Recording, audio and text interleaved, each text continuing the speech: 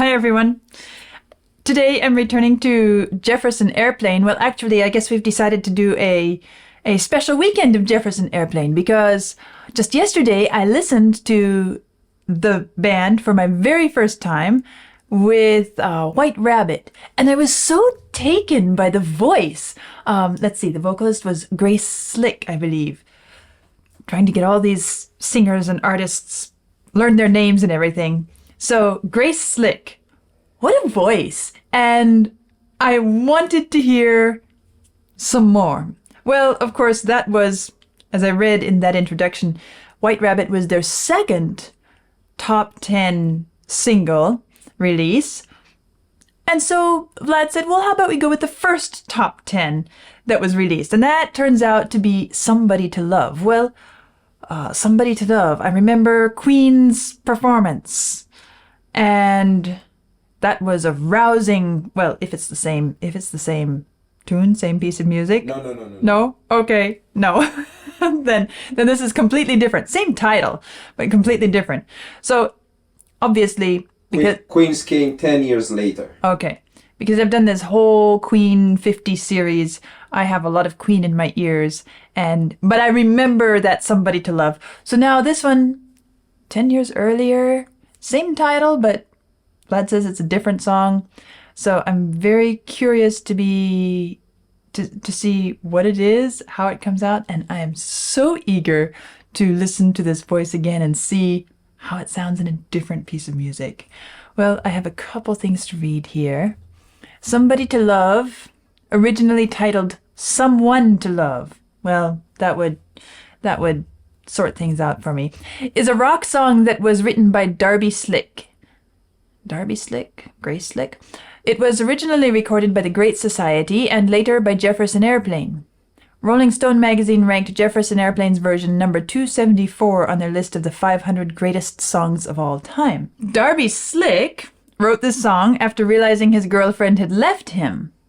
And Grace Slick was his then sister-in-law, who is doing the vocals. Okay, that's why the common name.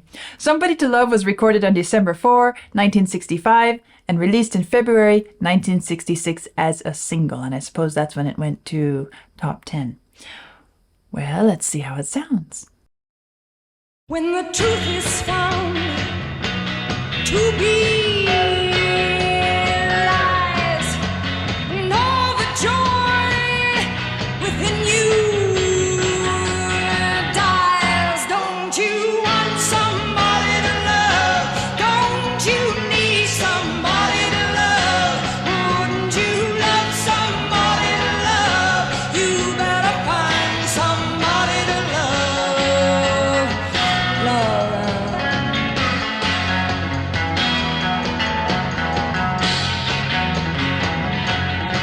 When the garden flowers, they are dead, yes, and your mind is so full of bread. Don't you want somebody to love? Don't you need somebody to love? Wouldn't you love somebody to love? You better find somebody to love. Your eyes, I say, your eyes may look like his. Yeah, but in your head, baby, I'm afraid you don't know where it is. Don't you want somebody to love? Don't you need somebody to love? Wouldn't you love somebody to love? You better find somebody to love.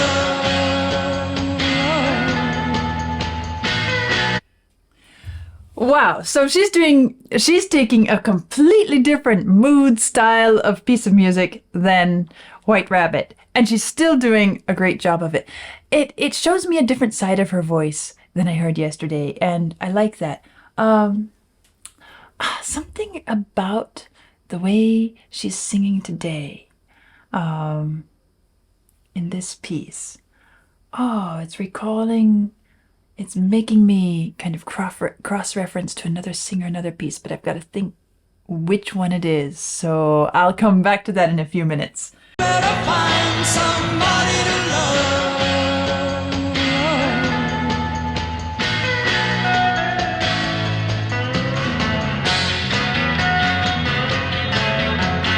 Tears are running, they're all running down your dress. And your friends, baby, they treat you like a guest. Don't you want somebody to love? Don't you need somebody to love? Wouldn't you love somebody to love? You better find somebody to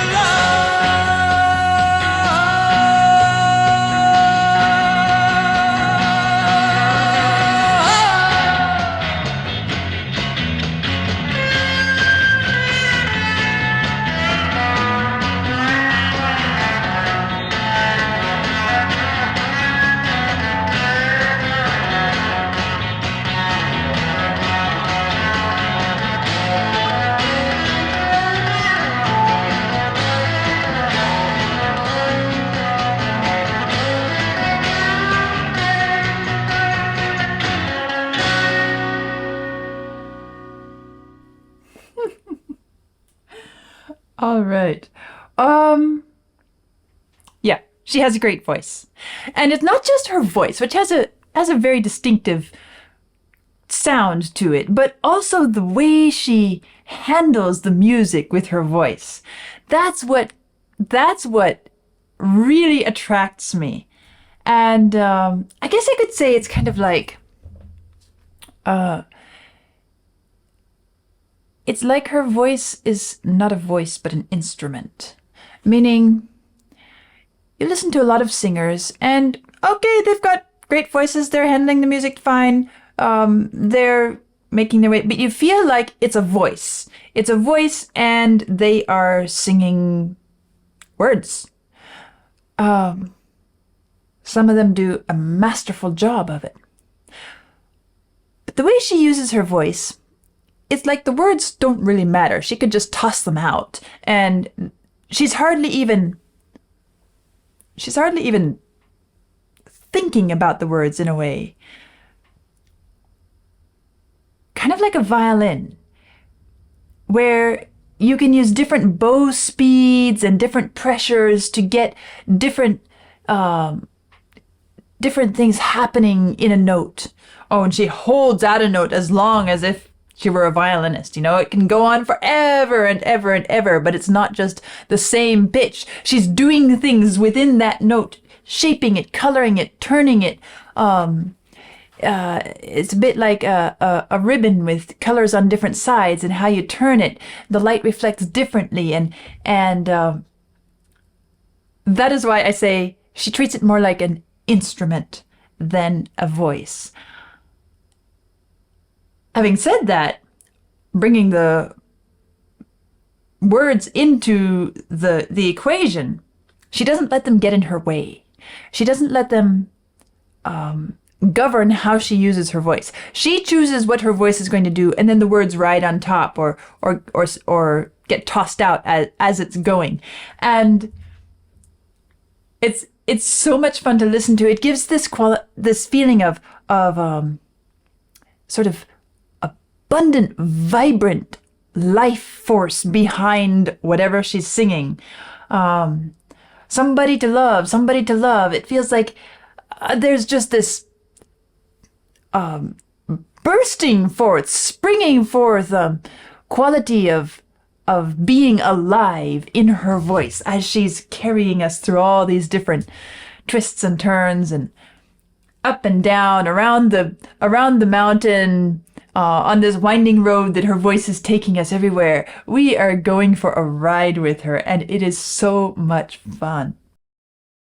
Okay, now I said that something about this piece was reminding me of another artist, another singer. That is Jim Morrison. And something like When the Music's Over.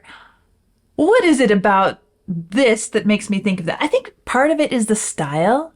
Part of it may be the instrumentation. The instrumental accompaniment. Part of it part of it is the way they both use their voices, although they do it very differently. I just got this crazy idea as I was listening to the last part of the piece, thinking, wouldn't it be amazing if we could have heard both of them singing together, a duet or something? Wouldn't that have been, sparks and fireworks? I think that would have been an incredible, incredible thing. Well, I don't think such a thing exists, does it? Unfortunately. But I think those two voices would make an incredible pairing, an incredible duet. So, just a fun idea to imagine and wish had taken place. But at least we get to use our imaginations, right? Certainly different from Queen's Somebody to Love.